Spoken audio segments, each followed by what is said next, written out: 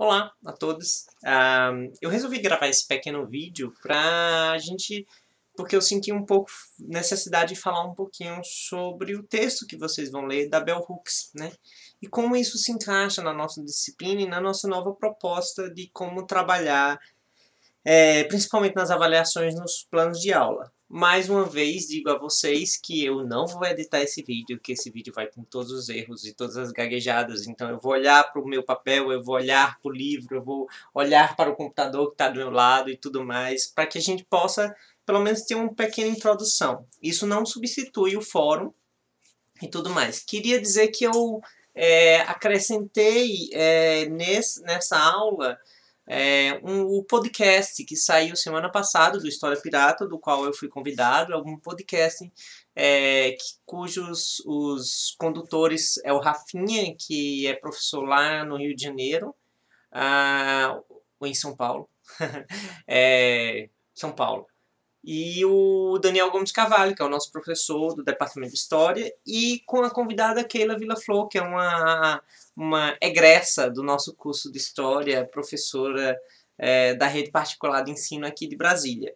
E nesse podcast sobre interseccionalidade a gente cita um pouquinho a Bell Hooks. Inclusive a Keila fala uma frase muito engraçada: Bell Hooks é minha pastora e nada me faltará.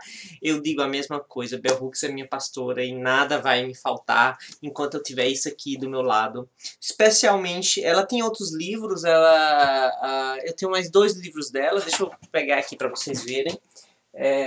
São livros bem bacanas. Ela tem esse livro especificamente aqui sobre teoria feminista, certo? Da margem ao centro. Esse aqui, o feminismo é para todo mundo, maravilhoso. Políticas arrebatadoras. E o que eu mais gosto, que é o Ensinando a Transgredir, a educação como prática de liberdade, certo? Então, por que eu trouxe esse texto? Primeiro porque ele me impactou muito. Eu li ano passado esse livro e ele me impactou muito. E eu percebi que era isso o que eu acredito em termos de educação. E também percebi que, de certa forma, eu aplicava algum desses princípios e eu sempre tive muito dúvida se esses princípios eles eram válidos de ser aplicados, se isso era digno de um professor colocar esse tipo de posição na sala de aula, especialmente a questão corporal, de você estar presente como uma pessoa dentro da sala de aula. Que isso minaria, de certa forma, uma autoridade do professor. Eu sempre tive a ideia de que a autoridade não é autoritarismo, certo? Assim como obediência não se confunde com respeito. Você pode ter autoridade na sala de aula, mas não ser autoridade. Você pode ter respeito na sala de aula, mas não necessariamente isso significa obediência, né? A obediência é uma palavra muito complicada, mas a gente vai chegar lá um pouquinho. O que a Bell Hooks coloca? É que, primeiro, ela coloca todo aquele deslumbre que a gente tem quando a gente começa a aprender algo, né? Isso é muito bacana, né? Nós sempre, toda criança, ela quer aprender. Eu tenho um livro que é o do Daniel Pennac, como romance, que ele vai tentar entender por que as pessoas não gostam de ler. E ele acha isso muito esquisito, porque quando você é criança que você não sabe ler, tudo que você mais quer na sua vida é aprender a ler. Então o que acontece nesse processo entre você ter aprendido a ler até os 12 anos de idade e você já ter desenvolvido uma aversão à leitura, né?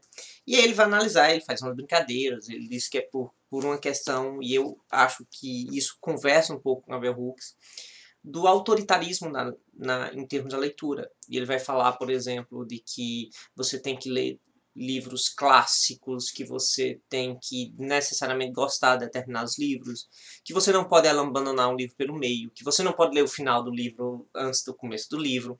E aí é um livro muito bom, publicado pela LPM, no qual ele coloca os direitos do leitor. Que o leitor tem diversos direitos, inclusive de pular parágrafos, de ler aquilo que ele quiser, de ler o final antes do começo, e isso de certa forma é uma forma de transgressão. E eu acho que combina muito com a Bell Hooks quando ela fala na educação como prática de liberdade, não dominação. O que ela está querendo fazer isso? Que a educação ela deve libertar a pessoa, no sentido de que ela deve transformar, mostrar novos mundos para essas pessoas, que essas pessoas saiam da sua caixinha e comecem a ver o mundo com alteridade.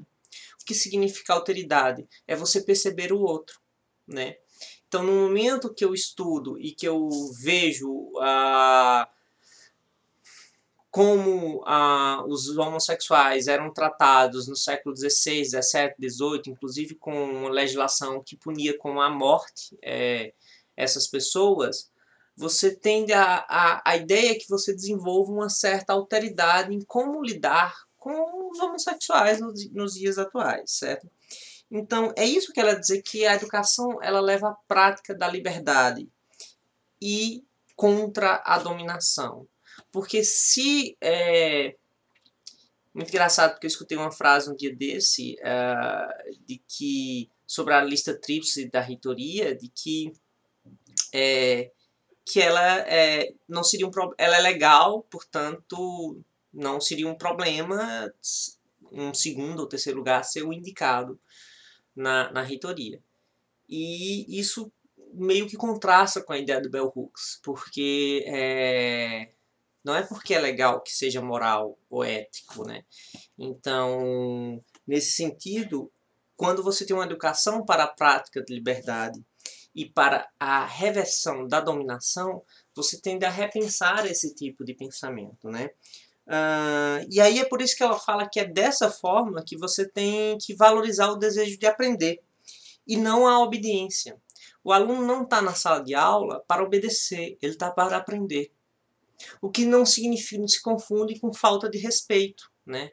Ele está na sala de aula no sentido de um desejo de aprender. E o que acontece na sala de aula que não é culpa do professor, na maioria das vezes. É o próprio sistema, a estrutura da sala de aula, a própria história de vida daquela criança faz com que ela perca esse desejo de aprender, porque muitas vezes ela não vê sentido para aquilo. Olha, aprender para quê se eu vou continuar sendo pobre? Aprender para quê? Para que eu vou querer saber física se o único emprego disponível para mim é, por exemplo, ser um caixa de supermercado? Não que eles não sejam importantes, mas você não precisaria necessariamente aprender física, química, história para poder trabalhar como caixa de supermercado.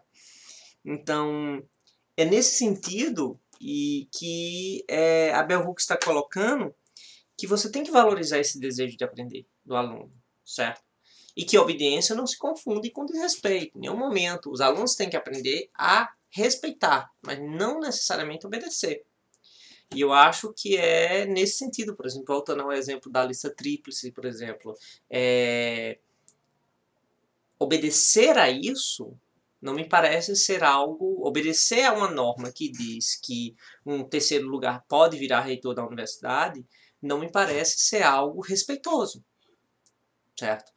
Ao contrário, na minha visão, é um extremo desrespeito à comunidade acadêmica. Então, obediência não se confunde com respeito, né?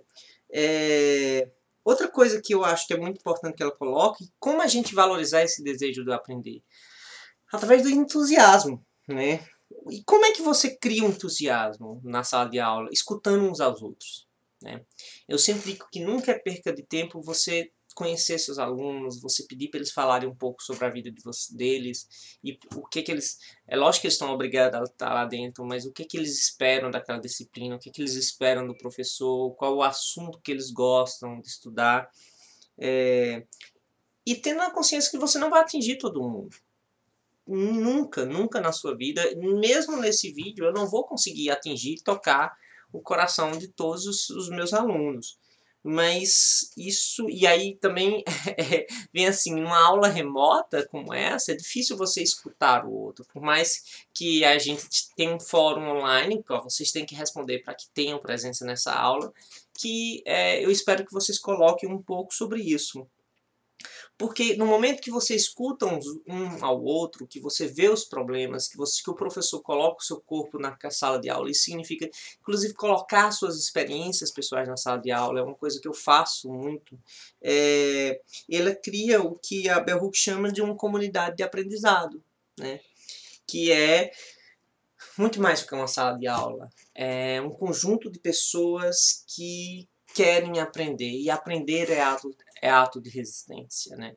Ler é resistência, conhecer é resistência. Por que é resistência? Porque você sai da sua caixa. No momento em que você absorve conhecimento, que você estuda, que você vê, e principalmente dentro de uma perspectiva social. Eu acredito muito na história dentro de uma perspectiva que ela tem uma função social, que todo objeto de estudo na história, ele parte de um problema no presente que é feito pelo historiador, o qual ele pergunta as fontes daquelas coisas, mas principalmente que isso é movido por inquietações e angústias, que são angústias nossas contemporâneas.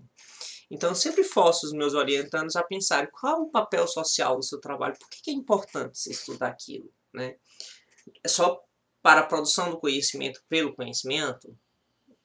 Eu não gosto muito dessa resposta. Ou então, para a diversão, não quer dizer que você não produza conhecimento pelo conhecimento, não quer dizer que a história não possa ser divertida, mas eu acho que a gente precisa ir um pouco além. Principalmente numa sociedade que a gente tem, que é uma sociedade extremamente díspare, né? Em qual a gente busca equidade e não igualdade, né?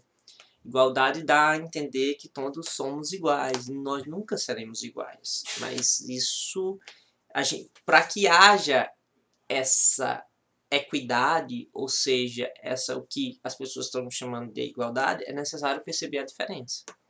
Somente através percebendo as peculiaridades de cada um, de cada grupo social, é que você vai conseguir desenvolver, por exemplo, políticas públicas que possam promover a igualdade, que a gente esteja no mesmo patamar, que nós saiamos do mesmo ponto, né? Eu queria ler para vocês, na página 25 tem uma parte que eu gosto muito, né? Eu não sei se vocês estão com o texto aberto agora, se não tiver, abrir, dá uma pausazinha no vídeo, vou dar uma pausa. E aí vocês leem. Que ela, logo no início, é o primeiro parágrafo, Pedagogia Engajada, ela fala assim: a educação como prática da liberdade é um jeito de ensinar que qualquer um pode aprender. Esse processo de aprendizado é mais fácil para aqueles professores que também creem que sua vocação tem um aspecto sagrado, que creem que nosso trabalho não é o de simplesmente partilhar informação, mas sim o de participar do crescimento intelectual e espiritual de nossos alunos. Ensinar de um jeito que respeite e projeta as almas de nossos alunos é essencial para criar as condições necessárias para que o aprendizado possa começar de modo mais profundo e mais íntimo.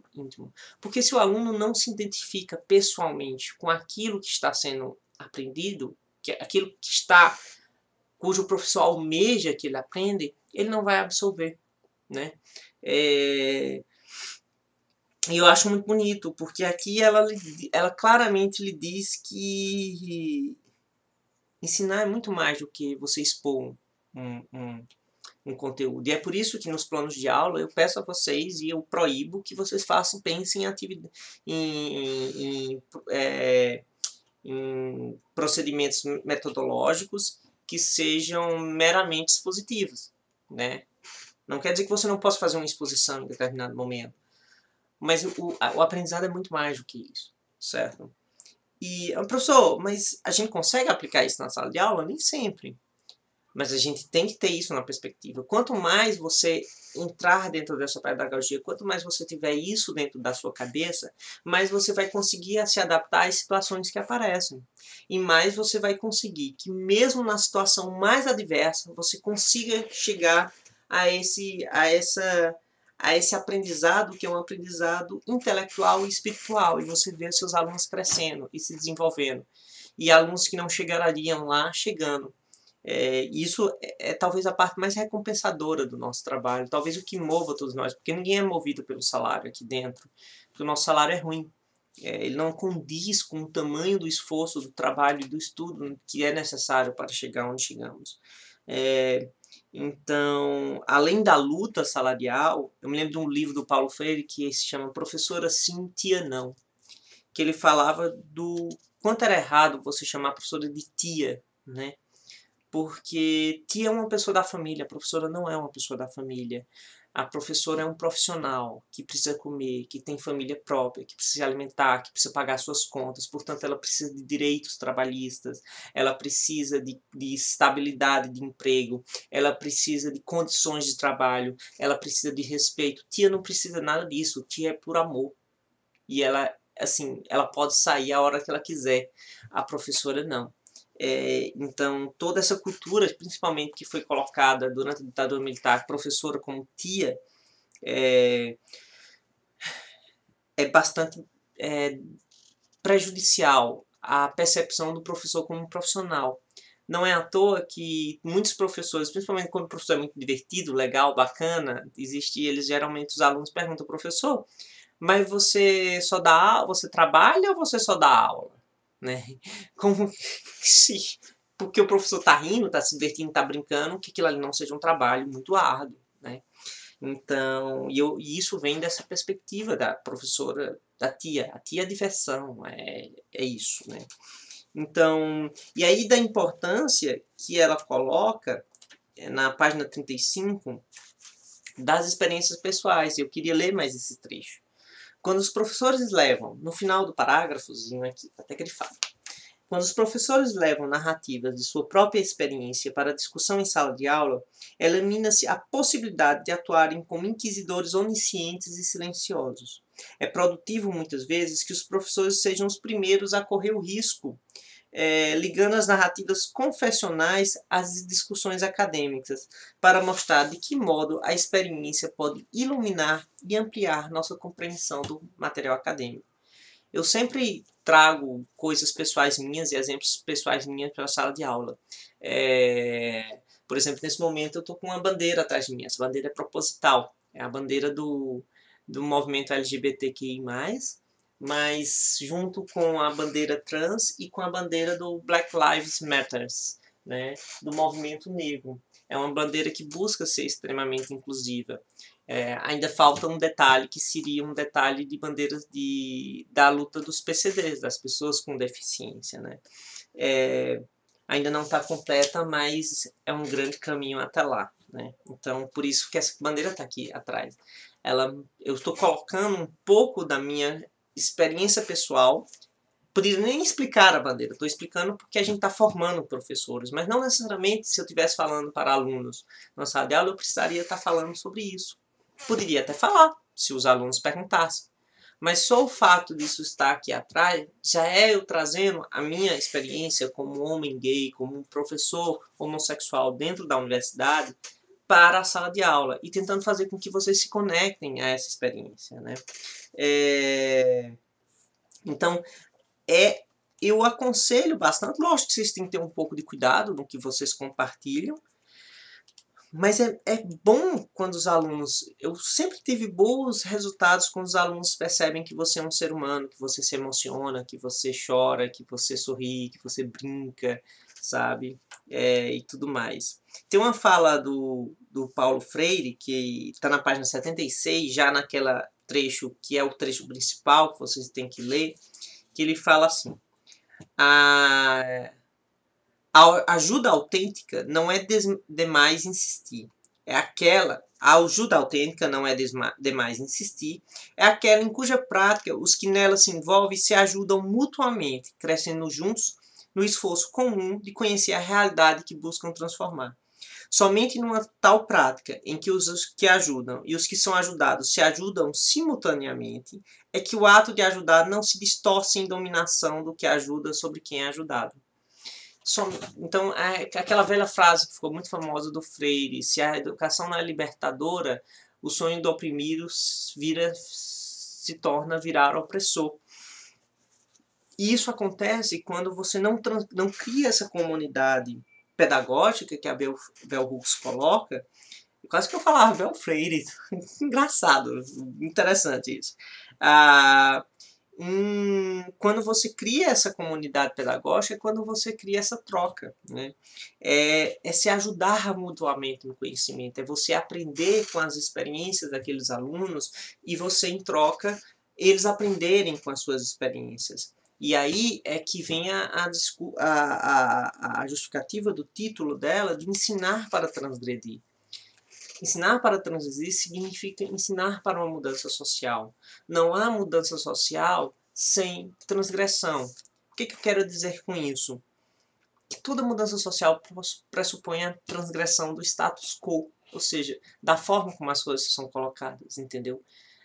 Tem gente que é conservadora, ela não quer essa mudança social. Eu acho que numa sociedade tão desigual, tão injusta como a nossa sociedade brasileira,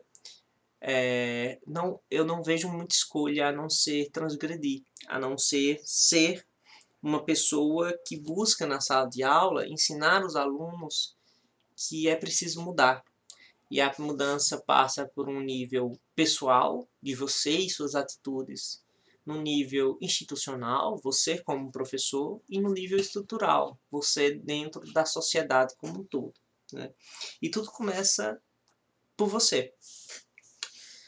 E é nesse sentido que ela coloca um capítulo maravilhoso, que eu não coloquei como obrigatório, mas eu coloquei para vocês lerem, que é a teoria, da teoria. E ela fala que teoria é prática, toda teoria ela é prática social. Que uma teoria que não é prática social, ela não serve de nada. E eu realmente acredito nisso. Acho as pessoas, geralmente os alunos de história têm muito medo de teoria.